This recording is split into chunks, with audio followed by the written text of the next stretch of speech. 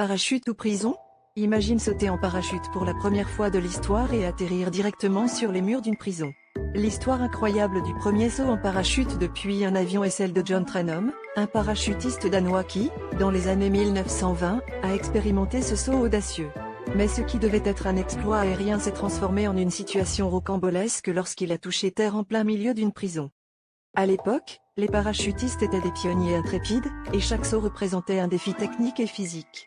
Ce jour-là, Trenholm, plein d'espoir et de détermination, s'est lancé depuis un avion, défiant la gravité et les probabilités. Le vent et les courants aériens l'ont cependant mené à un endroit inattendu.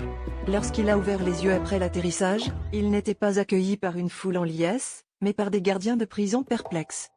La situation a pris une tournure encore plus absurde lorsque les autorités, ne comprenant pas comment il avait atterri là, l'ont arrêté, pensant qu'il s'agissait d'une tentative d'évasion spectaculairement manquée.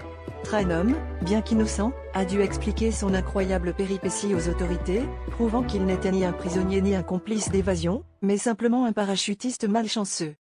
Cette aventure a rapidement fait le tour du monde, illustrant non seulement les dangers des premiers sauts en parachute, mais aussi l'imprévisibilité de l'atterrissage.